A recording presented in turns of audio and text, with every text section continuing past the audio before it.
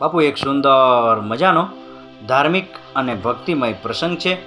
અને આ પ્રસંગમાં આજે આપણે વાત કરવી છે પવિત્ર પુરુષોત્તમ માસની કથા, અધિક માસ, જેઠ વદ તેરસ, અણમાનીતી રાણીની વાર્તા વિશે.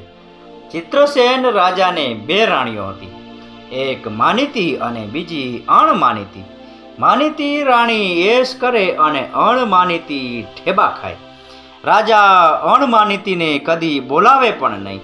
દાસી રોજ ભોજન આપી જાય અને અણમાનીતી એ ખાઈને પેટ ભરે. માનીતી રૂપનો અંબાર, જાણે કાચની પૂતળી, પણ અદેખી અને અભિમાની. જ્યારે અણમાનીતીનો દેખાવ સામાન્ય પણ દયાળુ અને સર્વે ગુણોનો ભંડાર. એમાં વળી માનીતીને પુત્ર જન્મ્યો. પછી તો ધરતીથી વેંત ઊંચી ચાલવા લાગી. એમ કરતા પાવન પુરુષોત્તમ માસ આવ્યો. અણમાનીતીએ વ્રત લીધું. રોજ વહેલી સવારે નદીએ નાવા જાય, કથા વાર્તા સાંભળે, બ્રાહ્મણોને દાન દક્ષિણા આપે, એકટાણું કરે, પ્રભુ સ્મરણ કરે અને ભજન ગાય. આ જોઈને માનીતીના પેટમાં તેલ રેડાય. એણે વ્રત તોડાવવા માટે વધુ ઘટ્યું હેઠું ભોજન મોકલાવા માંડ્યું. પણ અણમાનીતી સમજી ગઈ કે માનીતી વ્રત તોડાવવા માગે છે. આથી તેણે એક ટાણા છોડીને નકોરડા ઉપવાસ શરૂ કરી દીધા.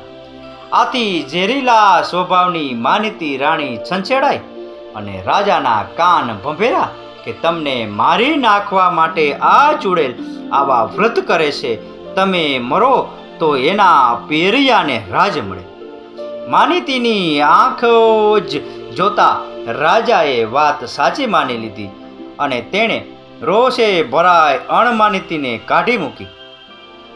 બિચારી અણમાની તો રડતી કકડતી ચાલી નીકળી, લથડિયા ખાતી જાય અને આગળ વધતી જાય. રસ્તામાં એક તરસી ગાય મળી.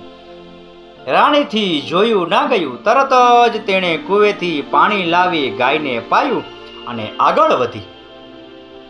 આગળ જતા જીર્ણ શિવાલય આવ્યું. રાણીએ ત્યાં વાડી જોડીને ચોખ્ખું ચણાક કરી નાખ્યું. જળ લઈને શિવને ચડાવ્યું. બિલીપત્ર લાવી શિવની પૂજા કરી. પછી આગળ વધી. આગળ જતા બે નાગ એકબીજાના પ્રાણના તરસ્યા થયા હોય તેમ જનોનથી લડતા હતા.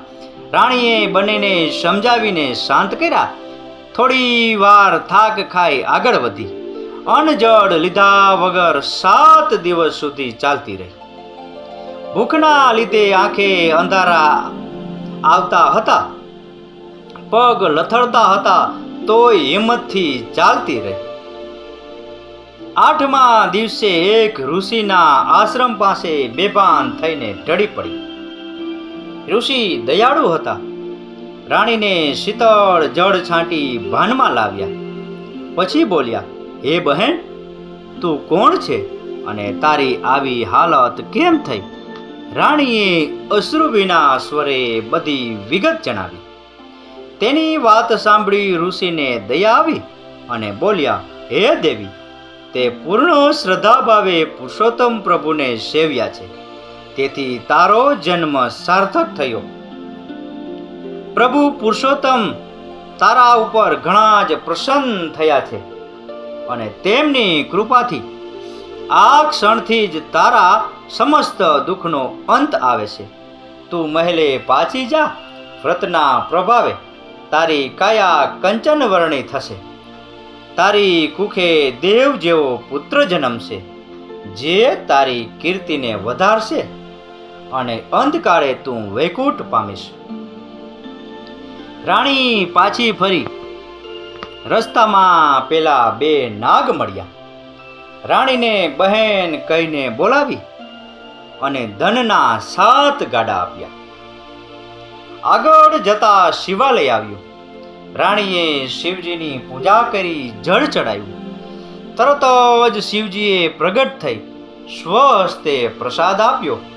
પ્રસાદ ખાતા જ રાણીની કાયા કંચન વર્ણી થઈ ગઈ. જાણે ચંદ્ર સૂર્યના તેજ મળ્યા હોય એવું દેવતા રૂપ થઈ ગયું. આગળ જતા ગાય મળી. ગાયે દૂધનો અક્ષય કળશ આપતા કહ્યું, રાણી, તે મારી તરસ छिपाવી છે. હું તને આ કળશ આપું છું. આમાંથી માંગ્યા મિષ્ટાન મળશે. રાણી ચાલતી ચાલતી પોતાના નગર પાસે આવી. નગરના દરવાજે ગાયોનો ગોવાળ મળ્યો.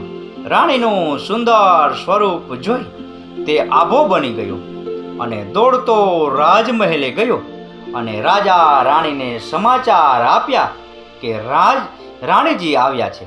સાક્ષાત દેવીમાં જેવું રૂપ છે.